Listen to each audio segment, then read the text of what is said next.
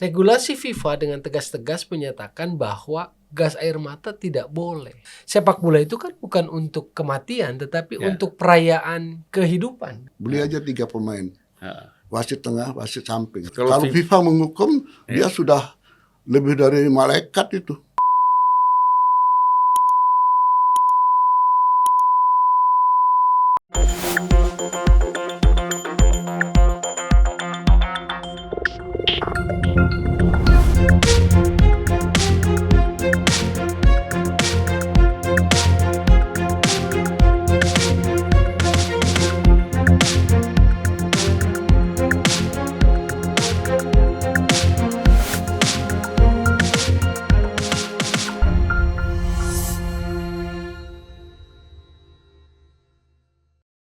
Selamat datang Pak IGK Manila, Mayor Jenderal Purnawirawan. Ya. Kemudian selamat datang juga Mas Toel, Tommy Welly, yang tentu kami sangat senang sekali dikunjungi oleh kedua tokoh sepak bola nasional ini. Yang satu senior, yang satu masih junior. Ya, tapi pengalamannya tentu dalam aspek memahami sepak bola mungkin nggak jauh ya. Nah, kita melihat ya bagaimana perkembangan sepak bola kita. Sebenarnya kita lagi gembira-gembira ini. Lagi sangat optimis, penuh harapan terhadap persepaan bola nasional kita ini. Apalagi kita dalam tahun ini mungkin ya akan menyelenggarakan Piala Dunia usia 20.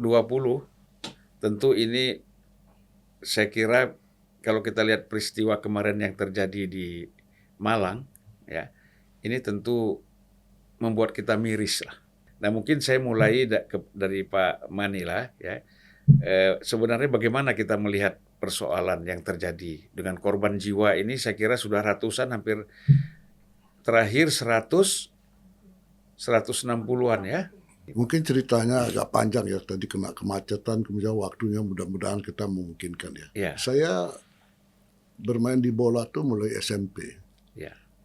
Pegang klub sekolahan, selalu ya mimpin lah kayak manajer gitu kecil-kecil SMA. Dari prajurit saya pegang manajer PSAD, Persatuan Sepak Bola Angkatan Darat, merah dan putih, kemudian PSABRI dengan juara Wiramalindo gitu. Ya. Kemudian jadi manajer di Persija tahunan itu, Bandung Raya. Persija tahun berapa dulu? Tahun 1998 ya, waktu kejadian itu sampai 2007. Juara sekali itu. Juara. Jadi kejadian-kejadian bahwa ada selisih antara supporter dengan supporter, mereka kan sangat fanatik untuk mendukungnya.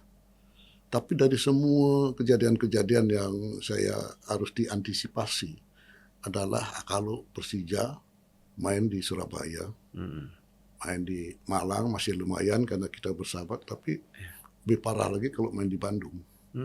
Mereka fanatik sekali. Tapi khusus untuk pertanyaan ke Kak Julvan tentang Malang Kejuruhan ini, sebenarnya tidak ada supporter bonek. Karena sudah diantisipasi oleh panitia. Dalam suatu pertandingan itu, PSSI hanya menunjuk siapa yang wasit, wasit samping, kanan kiri, PP, pengawas pertandingan. Kemudian ada panitia pelaksana, yang dia ngatur tamunya ditempatkan di mana, transport kemana, kemudian mencoba lapangan sekali selama pertandingan, sampai pulang lagi ke hotel, sampai meninggalkan kota tempat kita bertanding. Itu tugasnya Pampel. Tapi di bawah Pampel itu ada namanya pengamanan. Pengalaman saya kalau jadi manajer, kalau rapat, biasanya satu malam sebelum pertandingan kita ada rapat, technical meeting lah. Itu biasanya PP sama wasit tanyakan jersey kita apa, tuan rumah harus yang duluan gitu. Misal kami oranye merah, lawannya tidak boleh yang sama. Kalau hujan nanti bisa sama warnanya. Itu ditentukan di sana. Biasanya saya itu nanya, bagaimana pengamanan tamu kita? Sejak dia datang, dia nyoba lapangan, bertanding, pulang. Berapa personil? Antisipasinya juga. Dan saya minta ada nggak renpamnya, rencana pengamanannya, berapa personil, apa yang harus dilakukan. Iya. Kemudian yang kedua, saya selalu menanyakan kalau saya main di UE, di tempat lawan kita, bagaimana kapasitas stadion, bagaimana penempatan supporter kami, jangan dicampur gitu, sangat berbahaya itu. Iya. Tapi khusus di Malang 1 Oktober kemarin, itu sudah bisa dipastikan bonek nggak datang. Berarti pengamanan sudah merasa siap mungkin. Wah, tidak ada terjadi apa-apa. Yang dia lupa, Arema ini sudah 23 tahun tidak pernah kalah. Dari Persebaya? Dari sana aja. Oh, pokoknya kalau main di kandang nggak pernah kalah? Nggak pernah kalah. Iya. Kita kan home away. Iya. Bisa Malang ke sini, saya bisa ke sana. Nggak pernah. Paling bisa draw. Iya. Draw itu udah paling marah itu. Mobil kita pasti dilempar sama itu. Tapi pengamanan bisa mengatasi. Kemungkinan menurut saya tidak diperhatikan dengan antisipasi yang serius karena sudah diyakinkan bonek nggak nonton.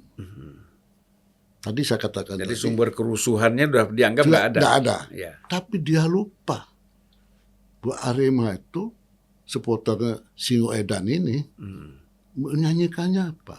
Arema harus menang. Arema harus menang. Kalau tidak menang, kami tidak pulang. Kami akan tidur di lapangan. Kalau perlu kami mati di lapangan. Itu lagunya. Iya. Di lagu dinyanyikan ada dirijennya itu ditunjuk sama mereka berdiri di pagar itu nyanyi dan sebagainya. Ternyata Persebaya menang 3-2. Iya. Saya nonton di televisi saja. Jadi pemain Persebaya itu udah mulai dilempari dari belakang. Iya. Pakai botol-botol tempat duduk itu. Diamankanlah dia gitu. Nah, pemain Arema ini karena merasa ini rumah dia sendiri, dia tunduk. Ada yang jongkok, ada yang tiduran di lapangan gitu. Rupanya Arema ini marah juga sama pemain dia. Ya. Kenapa kalah? Jadilah keributan di sana. Jadi keributan. Jadi kita nonton aja nih, walaupun sepotong-potong kita bisa nangkap itu. Keamanan menurut saya tidak memadai. Atau mungkin berpikiran tadi bakal tidak ada keributan. Pertandingan sudah selesai. Sebenarnya belum selesai kalau tamu belum pulang, penonton belum pulang, musuh lawan kita di Persebaya belum kembali ke hotel dengan aman. Itu tugas keamanan belum selesai. Nah, terjadilah dorong-mendorong. Akhirnya kiper dari Arema pun akhirnya lari juga masuk. Hadapi 5-10 orang masih bisa saya lihat. Masih dorong, bisa ini, dan ada yang pengamanannya dipukul. Tapi jumlahnya tambah berbanyak. Ketika dari belakang gol di utara dan belakang selatan turun semua, petugas itu kejepit. Di depannya lawan, di belakangnya lawan. Sudah bisa tidak mengatasi. Ini bahaya. Saya lihat ada asap. Wah, saya kira asap apa ini? Ternyata itu gas air mata. Gas air mata, ya. Penonton tidak. Orang yang mengatakan tidak ada stadion yang disemprot. Ini bukan disemprot, dilempar ke atas kepala. Ya. Tapi kan angin. Angin. Jadi penyebab kematian korban yang banyak itu satu. Kita ada teori bencana, gempa alam dan sebagainya. Panik. Kepanikan inilah penyebab utama dari kejadian ini. Karena apa? Stadion kita kan digembok. Kalau tidak, penonton liar itu masuk. Tidak menyadari bahwa ini semua nonton. Seperti di Inggris, di luar negeri yang saya nonton itu, bukan lihat di TV, petugas itu lihatnya ke penonton, bukan nonton bola. Dia melihat ada satu orang lompat itu sudah dia mengantisipasi itu. Tugas banyak. Sekarang sedang diadakan investigasi. Jadi biar aja tim investigasi jalan. Tapi saya melihat sekarang Kak Julfan beri kesempatan ini, korban yang banyak itu karena panik. Menghindari gas air mata. Bagaimana rasanya mata kena air mata, saya sudah sering Kita kalau demo-demo, demo ini kita masa air mata kita juga yang kena gitu. cuman kita dulu udah siap dengan odol ya. Ya, kalau kita biasanya persiapan itu, tapi ini Iya. supporternya nggak siap. Yang lebih gawat lagi, ketika dokter memberikan analisa, diagnosa sebab meninggalnya itu karena pernapasan. Iya. Nah, pasti itu dia. Belum lagi diinjak-injak. Iya, iya. Saya yang umur 80 nih lari di pintu keluar itu didorong pasti jatuh. Iya. Diinjak bukan 1, 10 orang, Ratusan orang. ratusan orang. Dan stadion ini nanti harus diperiksa berapa kapasitasnya, Iya. berapa tiket yang jual, berapa yang penonton liar masuk. Kemudian yang paling penting, jumlah pengamanannya berapa. Tugas pengamanan ada nggak diuraikan di dalam rencana pengamanan, rentam itu. Saya katakan tadi bukan selesai fluid 2 kali 45 menit, selesai, tidak. Pemain lawan sudah pulang ke hotel, sudah meninggalkan aman, Iya. stadion aman, baru selesai. Itu Nah, kalau pengamanan itu seluruh kebutuhan pembiayaannya itu oleh official ya? Panpel ya? Panpel itu yang ngatur. Panpel lokal ini. Panpel tiap ada gerakan, PSSI kan bertanggung jawab menyiapkan aset, Iya. aset kancing garis, Iya. Panpel, apa namanya, garis pinggir, Iya. pengawas pertandingan BP. Iya. Menurut saya 2 kali 45 menit sudah selesai. Pengamanan belum selesai. Belum selesai. Masuk kamar ganti pun belum selesai. Keluar ke mobil atau ke mobil rantis, diangkut, baru selesai. Iya. Tapi karena sudah brutal dan merasa mereka dirugikan oleh keamanan, terjadilah kebrutalan itu. Iya. Mobil yang tidak salah, sepeda motor yang tidak salah, Jadi sasaran semua. jadi sasaran. Iya. Kesimpulan saya ini adalah investigasi selesaikan. Siapa yang salah harus diambil tindakan. Iya. Tetapi dengan saya mendengar apa benar apa tidak dan melihat di media bahwa Kapolres pun diganti. Dandion-dandion dari yang bertanggung jawab keamanan pun diganti. Berarti ada kesalahan prosedur. Prosedur. Iya. Kesalahan prosedur. Jadi yang terakhir kita berdoa saja Iya. agar FIFA maupun AFC tidak mengambil putusan seperti kesalahan-kesalahan negara lain. Ya. Memang ada contoh. Di Amerika Latin ada kejadian tidak diberikan sanksi. Tapi di Eropa, waktu di Brussel gitu ya, diberikan sanksi. Kamerun diberikan sanksi. Dan itu sangat sedih bagi kita. Sepak bola lagi berkembang, Iya. ya, mau jadi tuan rumah. Sangat tragis bagi Iya. kita. Mungkin Bung Toel ada yang untuk menyambung apa Ya. yang disampaikan oleh Pak Manila tadi? Iya, menambahkan, menyambung. Arema Persebaya kan adalah rival ya, rival yang sengit. Iya. Saya nggak mau gunakan istilah musuh karena musuh itu sebetulnya mengandung kebencian. Iya. Tapi dalam konteks olahraga kan kita lebih bagus adalah lawan atau rival kan. Iya. Karena olahraga gitu loh. Jadi rival sengit. Cuma saya menangkap begini. Dalam sudut pandang saya sebagai yang suka mengamati bola, Aremania ini lagi gundah, lagi gelisah karena prestasinya, performanya lagi jelek belakangan ini. Iya. Jadi agak kurang puas dengan timnya, klub kesayangannya atau dengan manajemennya lah. Lawan Persib di Kanjuruhan kalah, lawan Persija di Kanjuruhan kalah. Kan begitu. Nah, di akar rumput supporter ini biasanya suka ada pikiran begini. Boleh kalah sama klub ini, tapi nggak boleh kalah sama ini. Iya. Sepertinya begitu, kalau dugaan saya.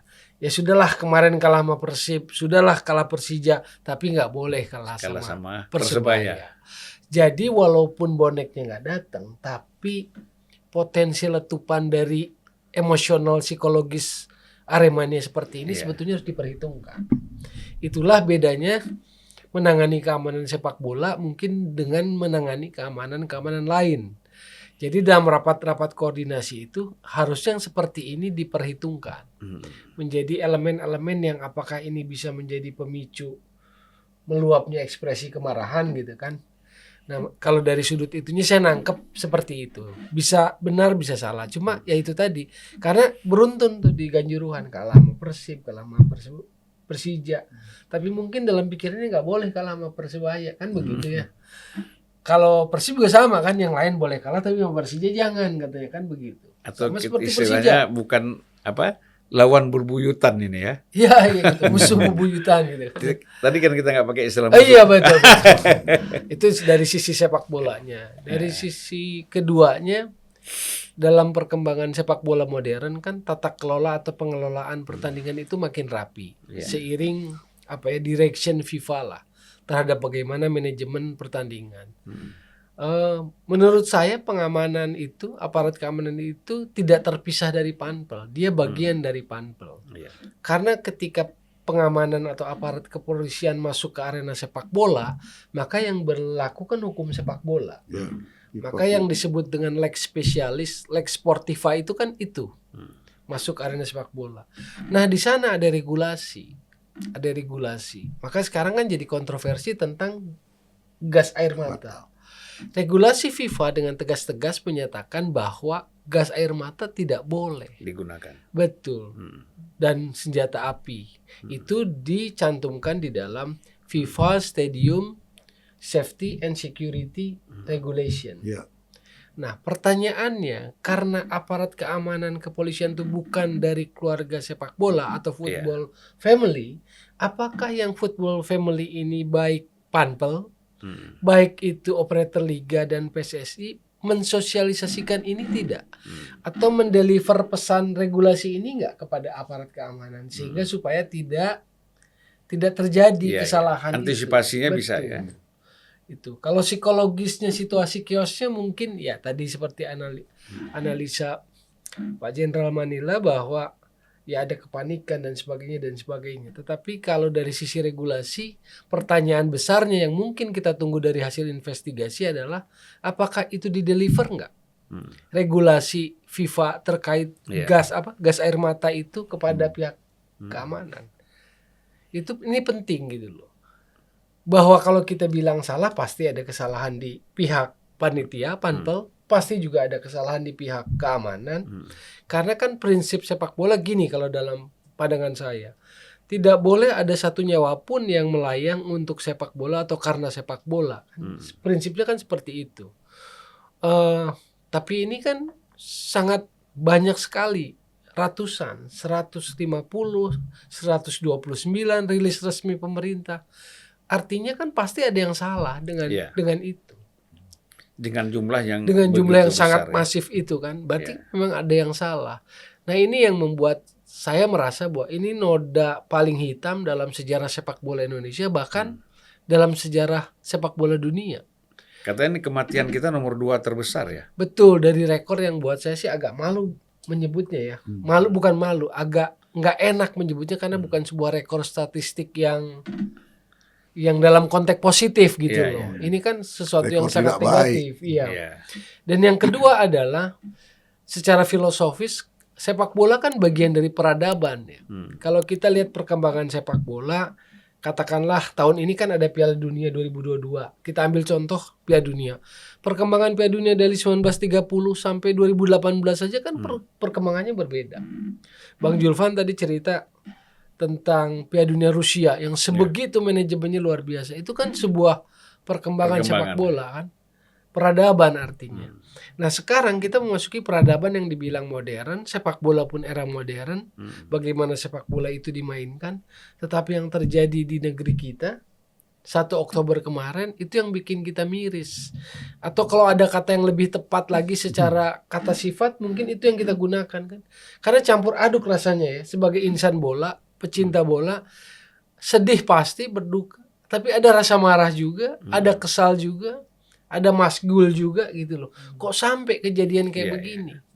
Bukan mengecilkan yang kemarin-kemarin, tahun 85 tragedi Heysel, final Liga Champion Juventus Liverpool yang meninggal korban jiwa 39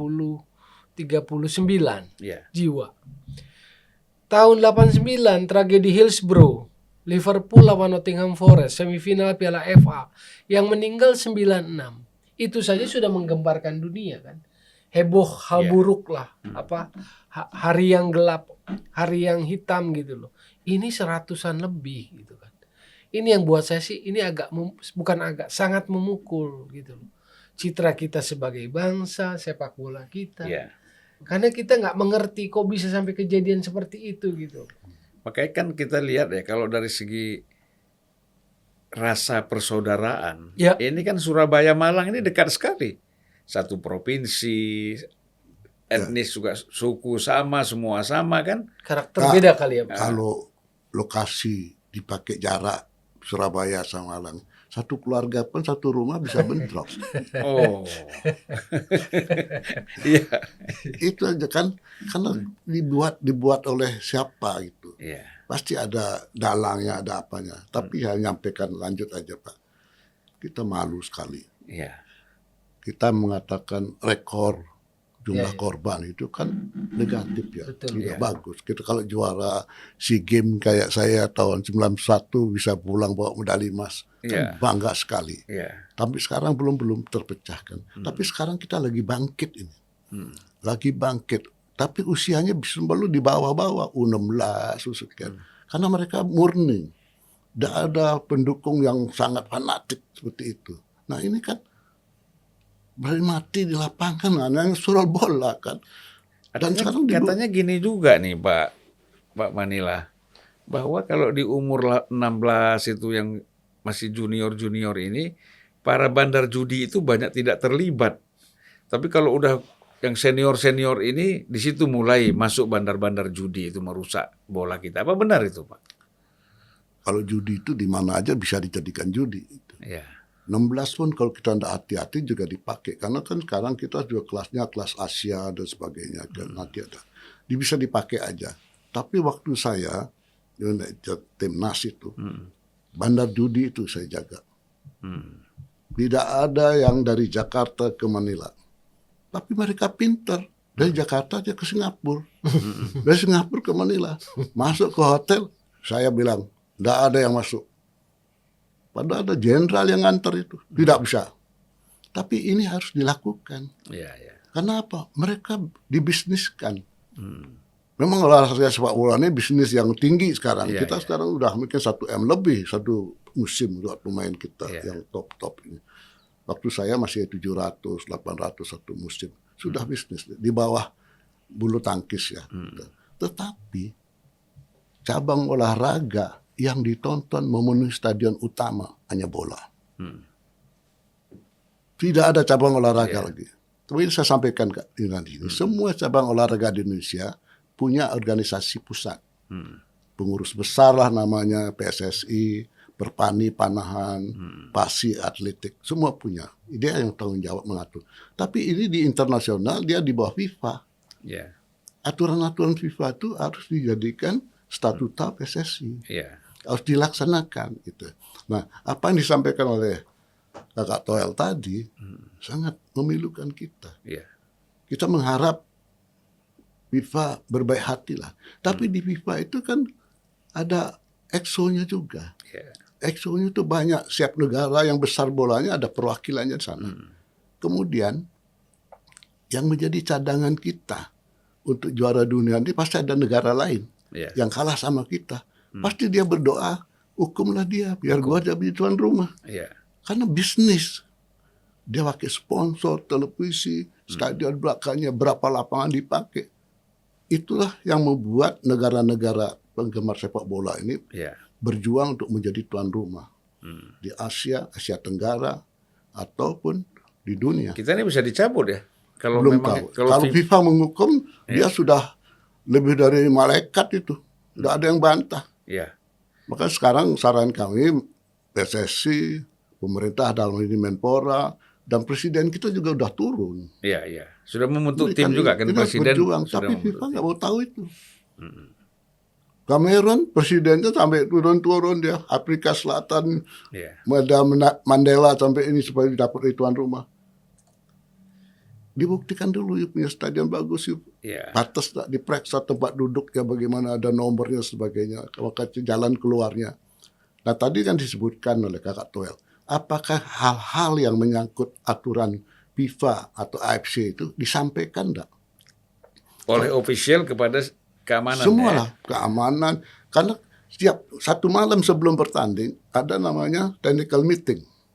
Itu harus adis manajer tim lawan maupun tuan rumah. Disitulah dibicarakan. Nah, kalau saya sebenarnya selalu menjaga keamanan saya. Bagaimana saya diamankan? Berapa personil yang ada di lapangan? Sampai kami pulang, kalau kami besoknya baru ke Jakarta, aman, baru selesai tugas pengamanan. Bukan hanya 2 kali 45 menit. Kan ini stadion itu ada capacity ya. Ya. Ada capacity misalnya saya dengar-dengar kalau seperti di Malang Malang itu itu 30 ribuan ya. Mhm. Tapi katanya 48. tiket yang terjual itu entah mungkin palsu atau segala macam, pokoknya orang bisa masuk sampai 48.000. Tiket yang resmi dijual sekian. Belum lagi yang liar masuk tanpa Waduh. tiket. Iya. Oh, jadi udah di atas kapasiti, itu juga salah satu penyebab mungkin ya. Ya. Iya, kan kalau regulasi pertandingan sepak bola ada poin atau ada pasal yang menyebutkan begini. Tuan rumah itu harus menjamin keamanan dan keselamatan dari tim tamu, perangkat pertandingan, dan juga penonton. Ya. Artinya kan keamanan dan kenyamanan. Jadi sepak bola itu harus aman dan nyaman, termasuk untuk penonton. Kaitannya dengan kapasitas. Kalau kita bicara sepak bola modern kekinian, katakanlah 10 tahun terakhir, 6 tahun terakhir, itu sebetulnya direction FIFA itu adalah stadion itu harus single seat. Jadi setiap penonton satu kursi gitu loh. Ya. Itu directionnya. Tapi kan ada stadion-stadion kita yang mungkin dibangun di era-era sebelumnya, itu tidak semuanya full single seat kan. Salah satu contohnya Kanjuruhan. Mungkin VIP-nya ya barat gitu loh, single seat. Tapi yang tribun selatan, tribun utara yang biasanya itu tempat ultras kan biasanya. Yang pemberani-pemberani itu kan di situ biasanya tempatnya. Kalau nggak utara ya selatan gitu kan. Ya. Nah itu kan kursi tembok aja biasanya itu, jadi rata. Nah itu kan pasti kapasitasnya menjadi sangat mengambang. Ya. Maka kemudian kapasitas single seat itu biasanya lebih sedikit daripada kapasitas maksimum. Yang saya dapat informasi Kanjuruhan 38 kapasitasnya, bukan single seat. Berarti kan sangat penuh, Pak.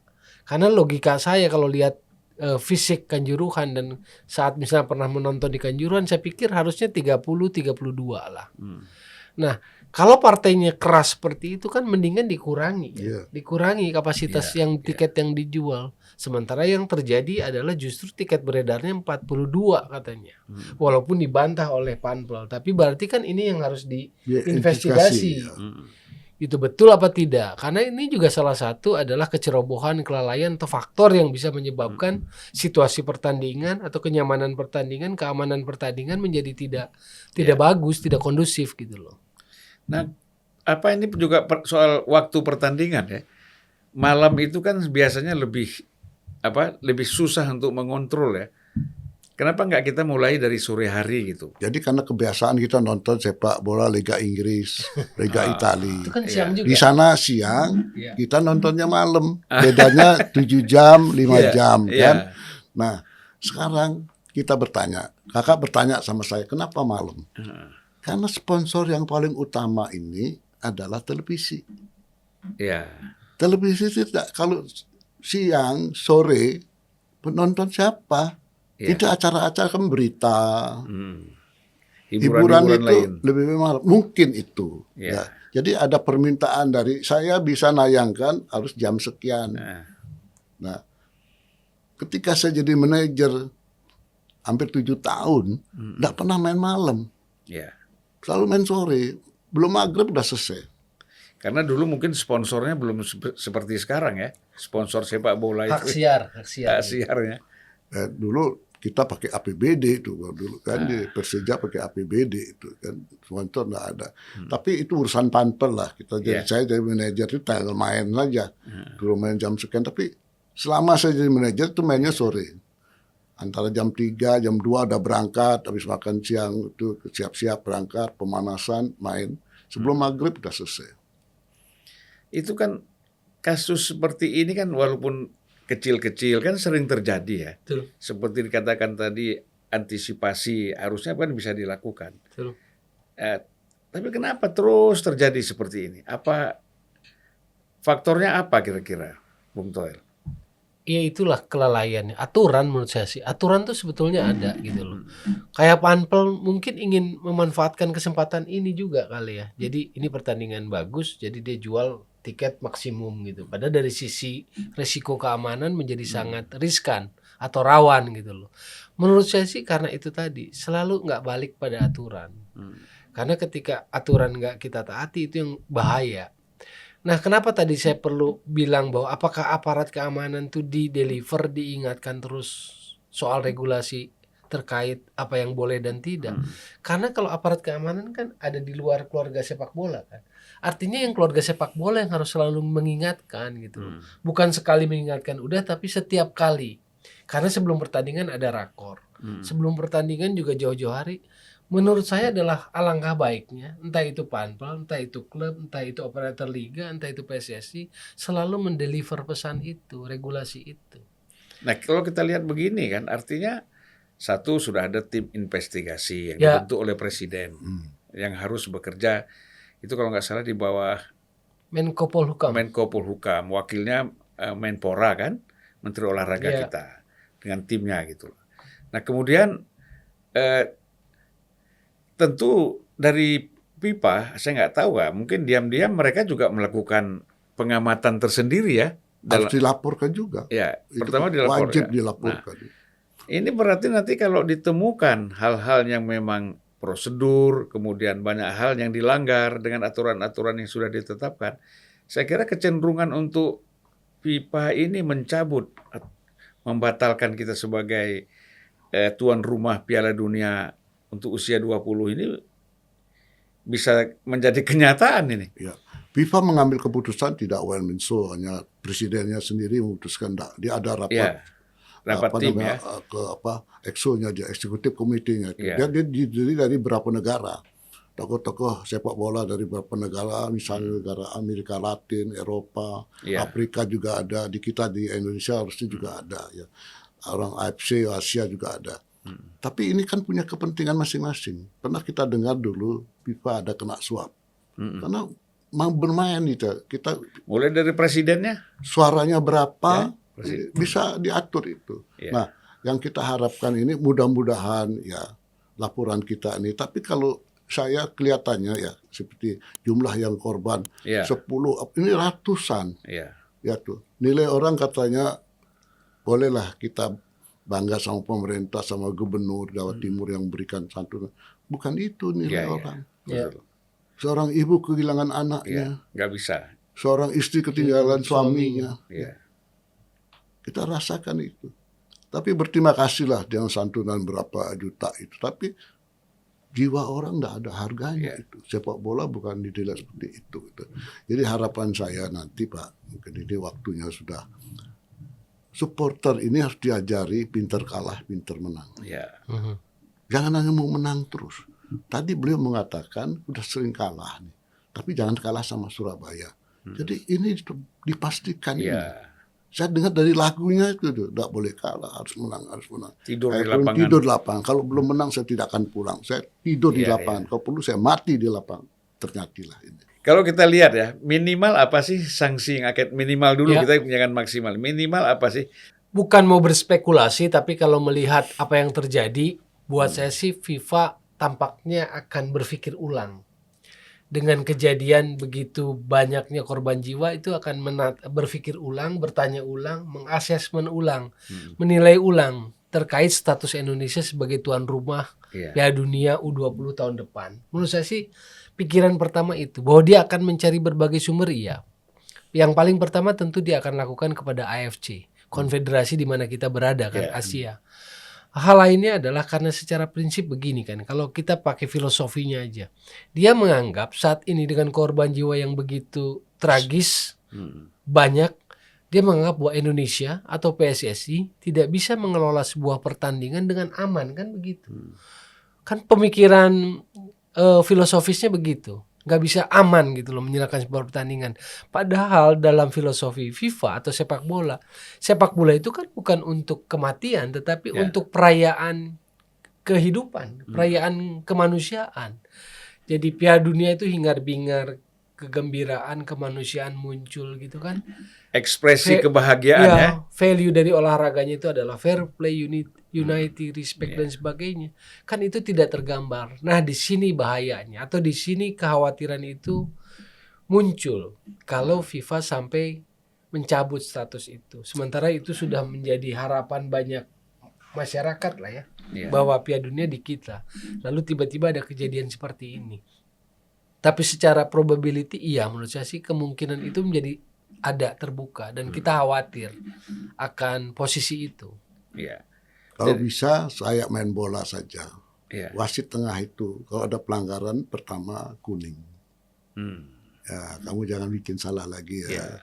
Kedua kuning lagi. Iya. Dan ketiga baru merah. Iya. Itu harapan saya. Iya. FIFA melakukan seperti hakim wasit menghukum satu pemain di Iya. lapangan. Kamu salah, melanggar, kuning 1. Kuning 2, merah. Jangan langsung merah ya. Kalau berat, tidak ada kuning lagi. Iya. Langsung merah. Nah inilah yang kita takutkan, langsung merah ini. Tapi kalau peringatan Indonesia yang diulang lagi, lumayan kita. Kita berjanji aja. Kita mulai menata diri kita, menjaga panpel, menjaga keamanan, lebih pengalaman ini jadikan guru terbaik dalam kehidupan sepak bola kita. Karena kan negara-negara yang menunggu kompetitor kita seperti kata Bung Willy tadi ini kan menunggu nih. Iya, iya. Bagaimana mereka bisa mengambil posisi kita untuk tuan rumah ini sehingga berpindah kan gitu. Iya. Ini kan dulu kita ingat terjadi ketika kasus ada korupsi di FIFA, itu kan dibatalkan itu Qatar ya. Kemudian baru 2022 ini mereka masuk lagi kan, dipercaya lagi sebagai tuan rumah Piala Dunia. Karena dianggap dulu si nyogok kan gitu. Nah ini jangan sampai hal-hal seperti ini terjadi ya. Kalau itu nyogok, kalau ini kan kasusnya tragedi yang sangat memilukan. Iya. Gitu saya kira. Hanya karena persoalannya adalah prinsipnya kan kekerasan kan nggak boleh, apalagi yang menghilangkan nyawa gitu. Iya. Maka kan sebetulnya kalau kita bicara prinsipnya FIFA itu zero tolerance. Jadi tidak ada toleransi pada itu. Rasisme, diskriminasi itu juga zero tolerance. Apalagi ini dengan korban jiwa. Nah, kekhawatiran itu kan di situ. Kedua, kalau ini menjadi sebuah pengecualian, FIFA juga akan dilema.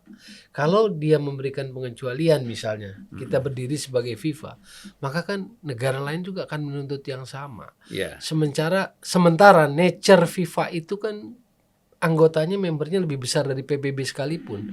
211 member FIFA. Jadi kan kalau FIFA itu harus rigid, memang begitu, bukan? Yeah. Nature-nya organisasi yang membernya banyak. Karena kalau dia kebanyakan kebijakan kan bahaya ya. Yeah. Aturan tidak terlihat. Walaupun betul seperti Abang bilang tadi bahwa ketika power itu terlalu besar ya tend to corrupt kan. Yeah. Termasuk ketika kemarin di era sebelumnya terjadi tuh. Di era Sepp Blatter. Karena saking absolutnya kekuasaan lalu kemudian orang juga berlomba-lomba atau negara berlomba-lomba jadi tuan rumah, terjadilah banyak praktek-praktek negatif. Yeah. Ya kan, penyuapan karena ingin jadi tuan rumah, gratifikasi dan sebagainya. Termasuk presiden bola Eropa juga kan si Michel Platini. Nah, kena juga sebetulnya itu kan suksesornya kan. Iya. Suksesornya buat Blatter tadinya Iya. kan. Itulah kasihan. Nah kita kalau kita lihat ya bahwa kembali lagi ini kan persoalan kemampuan manajemen sebenarnya di dalam pengelolaan sepak bola ini. Kalau badminton kan itu ringan, tenis semuanya, basket itu kan nggak terlalu berat seperti ini. Jadi memang mungkin dituntut profesionalitas ya, profesionalisme dari para manajer, tim, pelaksana dalam dunia sepak bola ini sangat penting. Yeah. Saya mau lihat begini, ketika saya keliling di beberapa klub bola anak-anak umur 16 di Belanda misalnya, di beberapa kota, itu selalu sebelum mereka masuk lapangan dan di samping lapangan itu sudah ditulis dari sejak mereka kecil, no rasis. Gitu loh. Di sini tidak boleh rasis karena kan di sana banyak pemain-pemain di Eropa itu kan banyak migran. Iya. Maroko, Aljazair ya kan dari negara-negara Afrika umumnya itu. Oleh karena itu orang-orang Belanda itu sendiri tidak boleh mereka sejak kecil umur 12 itu kan sudah ditulis no racist. Nah, harusnya itu kan pembelajaran dari kecil sebenarnya ya. Nah, ini harus kita terapkan gitu ya, Pak Manila, Pak Willy ya, supaya jangan terulang gitu. Ya olahraga itu kan punya value ya. Sepak bola itu kan semua punya value. Value yang sebetulnya membuat seperti oksigen lah. Ketika kehidupan di luar olahraga itu dengan segala komplikasinya, dengan segala virusnya, maka sebetulnya olahraga adalah ruang di mana kita merasa bahwa fair play, sportif gitu kan. Arsene Wenger waktu dikritik oleh pers Inggris, kok di 11 pemain yang dimainkan di starting line up-nya nggak ada pemain Inggris. Dia kan jawab, saya kan memilih pemain yang main bukan melihat paspornya katanya, kualitinya. Berarti kan dia bicara tentang persamaan. Dia nggak melihat warna kulit, dia tidak melihat ras. Jadi sepak bola itu berarti kan sangat demokratis gitu sebetulnya. Maksudnya itu loh, value-value yang kadang kita abai gitu loh. Makanya sebetulnya kenapa saya bilang tadi bahwa sepak bola itu perayaan kemanusiaan, karena sesungguhnya kalau kita menghayati olahraga ini benar-benar, sebetulnya kita mau meningkatkan kualitas kemanusiaan kita gitu loh. Christian Eriksen, Denmark, Piala Eropa 2020. Denmark lawan Finlandia, collapse. Semua melakukan pertolongan. Waktu dia siuman kan seisi stadion itu applause, standing kan. Jadi dia merayakan kehidupan, bukan kematian. Karena nggak mungkin kalau sampai terjadi, maaf, seandainya itu tidak tertolong lalu semua tepuk tangan atau supporter lawan tepuk tangan, kan nggak mungkin. Nggak mungkin. Semuanya ikut berduka. Iya. Jadi kan sepak bola itu yang saya bilang merayakan kehidupan. Nah, sekarang diberikan dia kesempatan kehidupan, bukan cuma second win tetapi second life. Dia main di Italia tersingkir karena terbentur aturan nggak boleh pakai alat pacu itu, defibrillator atau apa. Jadi akhirnya dia main di Inggris, main di Brighton dulu musim lalu, mainnya bagus. Jadi kayak seperti dia kan hampir collab di sepak bola, iya. Tapi dia sekarang seperti menikmati main di MU kan, main bagus pula. Seperti dia buat saya sih dia seperti mendapatkan sebuah anugerah karena itulah kehidupannya dan dia memanfaatkan. Meski selalu ada risiko buat dirinya kan. Itu yang saya bilang, kalau kita bisa melihat melampaui semuanya, melampaui hanya sekedar menang kalah, kita bicara tentang kehidupan. Dan mempersatukan bangsa juga. Korea Utara sama Korea Selatan hanya bisa bersatu kalau dalam bola. Betul. Korea Utara, Korea Selatan. Ya nggak pernah bersatu dalam sepak bola. Artinya di dalam bola dia bisa bermain. Gitu. Atau misal di Piala Dunia, memang belum pernah terjadi. Dia dalam satu grup kan, Korea Utara sama Korea Selatan belum pernah satu grup. Tapi saya kira kalau itu pun menjadi satu grup nggak ada masalah, gitu. Kalau kita lihat sulitnya berkembang persepak bolaan kita ini bertahun-tahun, itu kira-kira apa yang harus kita lakukan? Tadi kan aspek kita lihat kekecewaan kita, keprihatinan kita terhadap sepak bola ini dengan tragedi yang terjadi. Tetapi kan satu sisi kita mengharapkan juga kualitas sepak bola kita ini kan harus meningkat. Nah, kira-kira dari segi pengalaman ya, Pak Manila, apa yang harus dilakukan? Saya melihat ya, pengalaman saya sendiri dulu. Ketika tim nasional diserahkan pada saya, itu terjadi karena ada konflik antara Pak Akub Jenal sebagai manajer tim dengan Pak Cardono sebagai ketua umum PSSI. Waktu saya tinggal 1 tahun. Kalau saya menerima tugas selalu saya pelajari kenapa kita tidak maju-maju itu. Pemain kita kembali kepada teori Sun Tzu kan, kenali dirimu, kenali lawan. Musuh kita siapa? Di SEA Games, Thailand, Singapura kuat, Malaysia. Dia juara tahun sebelum di Manila, dia dijuara di kandangnya dia. Lalu saya minta pakar-pakar olahraga dari UNJ, dari Surabaya, dari UNISA, coba pelajari bagaimana kondisi mereka. Bikin trikopornon mereka Desember nanti. Dibikin program. Kuncinya hanya satu, disiplin.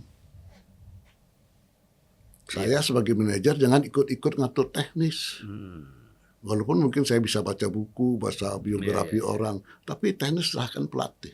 Iya. Kita percayakan pelatih dengan asistennya, dengan pelatih fisiknya. Waktu itu ada Danurindo, silahkan diatur. Iya, iya. Sepak bola ini adalah olahraga tidak teratur. Hmm. Tapi zaman saya minta dia atur, dia diteratur. Hmm. Dia heading berapa kali benar, berapa kali salah. Dia syuting ke gawang striker kita, berapa kali tepat ke lingkaran itu atau di luar. Kita bisa persentasenya tuh. Lawan kita siapa? Nonton saya suruh, hitung. Gimana kelemahan dia, kelebihan dia. Walaupun saya di semifinal hanya adu penalti lawan Singapura, kemudian di final penalti lawan Thailand. Tapi karena kita kalah fisik, itu satu bulan setengah saya latih fisik di Cimahi itu, naik gunung, lari, itu. Sampai 2 pemain kita lari. Ini mau jadi tentara apa pemain bola? Dia bilang, bukan. Ini untuk fisik Anda. Anda lawan Thailand, coba lihat di kelihatannya. Singapura. Kadang-kadang mereka dari angkatan daratnya ikut masuk jadi pemain juga kan? Pandi Ahmad, Singapura dulu kita main itu. Dia senternya bola waktu itu kan. Kita belajar. Anak-anak tuh suka nggak mau nonton videonya itu. Lebih baik makan, ngelayap, cari bakso gitu. Saya suruh nonton. Dia lihat lawan kita seperti ini gitu. Jadi kuncinya disiplin. Disiplin ya. Kemudian kedua, pengurus sepak bola itu harus menyayangi olahraga, sayang sama bola. Jangan hanya untuk popularitas. Iya, benar. Saya mengurus klub, nanti kalau klub saya menang, saya bisa jabatan saya 2 periode. Bisa menang nanti jadi bupati, jadi gubernur. Wah, kacau jadinya. Nah, kalau itu terjadi, mereka bermain. Iya. Supaya jangan kalah, wasit, atur, bikin penalti 2 menit, 3 menit sebelum. Ini yang saran saya pada kakak. Mudah-mudahan apa yang kita bicarakan ini didengar ya. Iya. Karena mengurus sepak bola itu beda. Benar. Harus baik hati kita, waktu kita. Hati terlibat ya. Hati sangat terlibat. Iya. Nah saya contohkan aja diri saya tidur sama mereka, naik pesawat saya di ekonomi, ya mereka mobilnya mobil KONI DKI, saya ikut, padahal saya pejabat waktu itu punya mobil, ya jangan bawa istri ataupun mungkin bukan istri ke tempat latihan, mereka kan pisah dengan keluarganya. Iya. Yang belum kawin waktu itu cuma Widodo, Rocky, yang lain sudah berkeluarga. Peri Sandria itu teriak dia bisa kapan saya pulang, atur nanti Sabtu kita nggak latihan boleh, ya Minggu yang ke gereja tak ada latihan, Jumat kita latihan sore aja, pagi siap untuk ini kita berikan. Ini harus desain. Tugas manajer itu nggak kayak di Inggris, di manajer datang mau latihan bawa mobil parkir ganti pakaian latihan habis itu pulang, kita nggak bisa. Latihan pagi sampai sore kita nggak jaga, dia ngelayap malah. Iya. Disiplinnya masih ditipu belum. Kita bantal dikasih sarung selimut, supaya dia tidur, dia lewat jendela. Iya. Nah, kita awasi, dia pakai teman itu. Jadi kuncinya disiplin saja. Iya. Nah kalau ini bisa dilaksanakan, mudah-mudahan ya. Tadi kakak bilang, kenapa yang muda-muda itu bisa jadi juara, bisa jadi ini, kok yang senior malah tidak? Iya. Nah itu disiplinnya nggak ada. Iya. Kasih vitamin nggak diminum, susu nggak mau jadi diminum. faktor kesadaran ya. Nah mungkin juga saya lihat kita kan harus membangun loyalitas pemain ya. Loyalitas itu kan bukan gaji besar aja, tapi perhatian-perhatian, pendekatan dengan kemanusiaan itu sangat penting. Ya diwongke lah. Gitu. Ya diwongke. Ini yang saya kira kita merasa kadang-kadang karena kita sudah gaji besar ya udah kita harus mereka mengikuti aturan yang sesuai dengan kita mau, tapi aspek-aspek selera, kemanusiaan, dan hobi mereka itu kurang terperhatikan. Kan sebenarnya ini terjadi di dalam dunia lain juga, dunia industri juga seperti itu. Kalau nggak ada loyalitas, mogok terus. Ini juga kalau nggak ada loyalitas, tidak dibangun bersama, ya akhirnya kan dia ngambek. Sering kan kita dengar pemain bola internasional Piala Eropa kan, misalnya mereka bilang ini Ronaldo lagi nggak suka sama pelatih, Messi lagi nggak suka sama pelatih misalnya, itu yang membuat mereka kalah misalnya. Dan itu kan sebenarnya buat kita tadi kan kerja-kerja seperti ini mesti 3 kali lipat dari mereka. Ya. Di sana saja mesti sering terjadi hal seperti itu gitu. Nah, oleh karena itu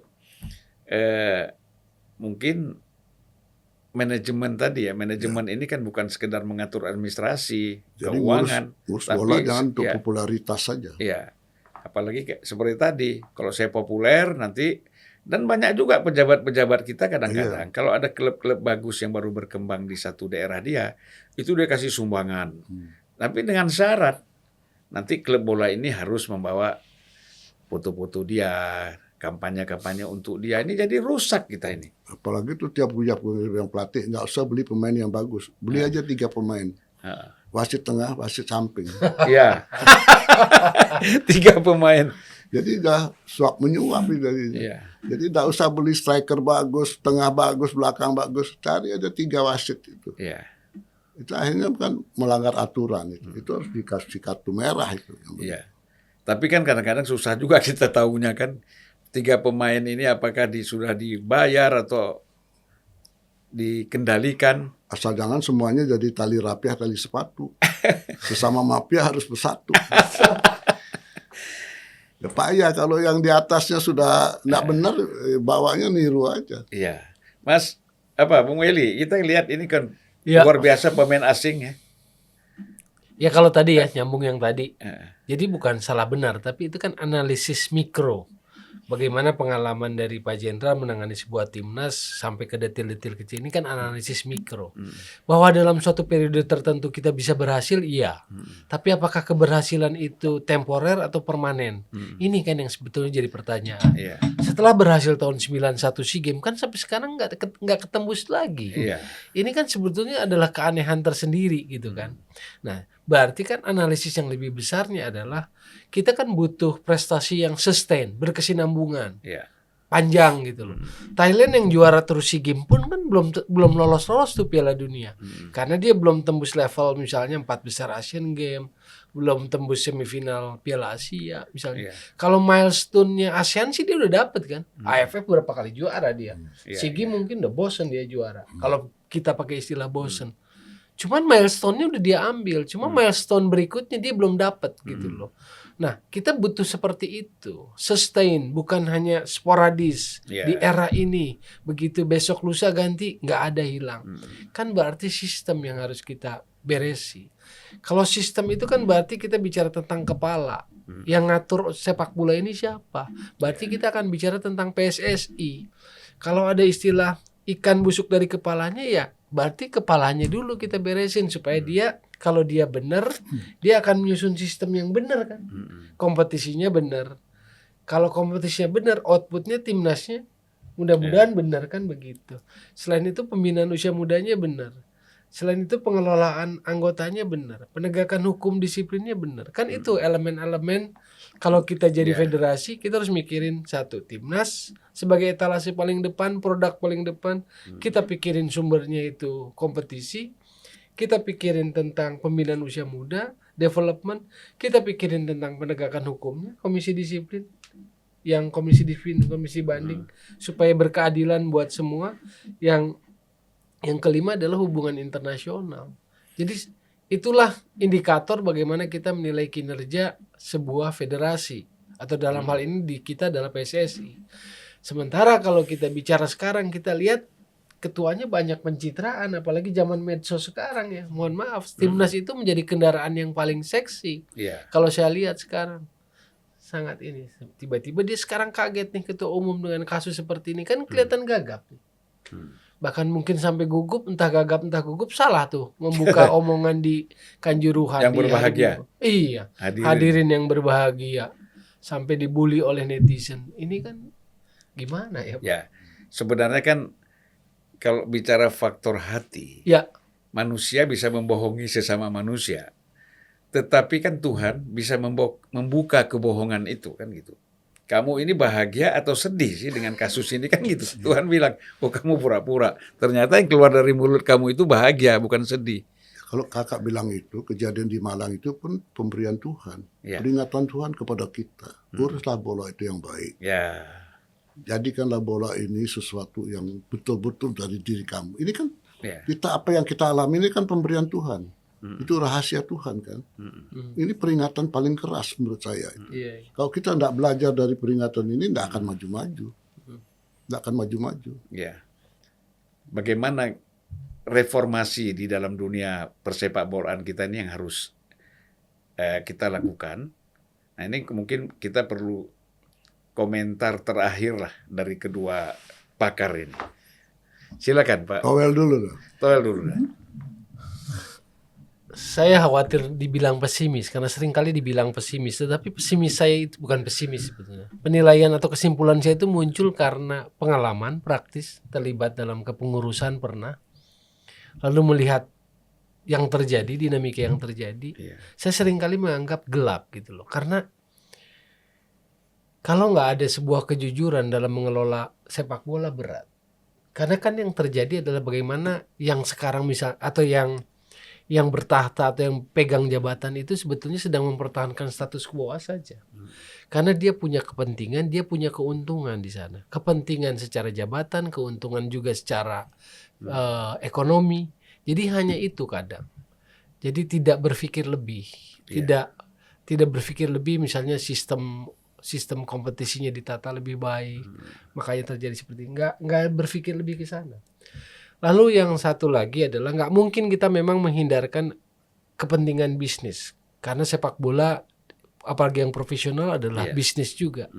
Tapi yang penting adalah perlu ada orang-orang bola yang jadi penyeimbang supaya terjadi equilibrium antara kepentingan olahraga, kepentingan sepak bola dan kepentingan bisnisnya. Ya. Tapi jangan kepentingan politik ya. Iya, maksud saya seperti ini. Operator liga kan di Inggris itu orang nggak terkenal presiden FA-nya kan. Orang nggak peduli lah. Nggak peduli, ya. Gitu kan. Siapa presidennya? Orang lebih peduli adalah CEO Premier League-nya. Karena CEO Premier League lah yang jadi jualannya Inggris kan. Iya. Lebih peduli itunya.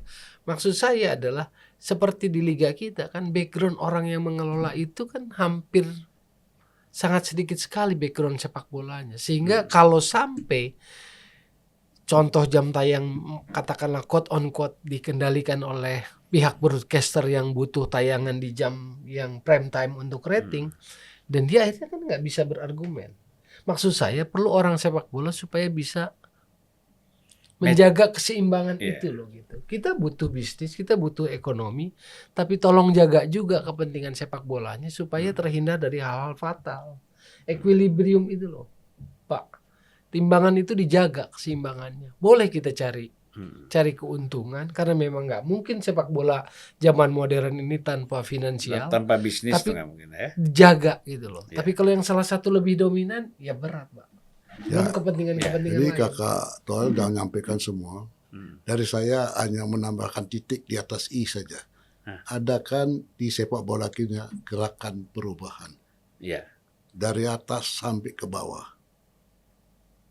Apa yang disampaikan tadi sudah lengkap. Iya. Kita sekarang yakinkan bahwa sepak bola kita memerlukan gerakan perubahan menuju yang lebih baik lagi. Baik, saya kira terima kasih Pak Manila, kemudian Bung Toel ya, yang sebentar lagi juga dia ada acara lagi. Pak Manila juga ada acara, saya juga, kita dikejar-kejar acara terus ini. Jakarta. Pengacara, kalau saya pengacara. Pengacara. Pengangguran banyak acara. Kita berpisah dulu sementara Ya. untuk bertemu lagi di waktu yang akan datang. Assalamualaikum warahmatullahi wabarakatuh.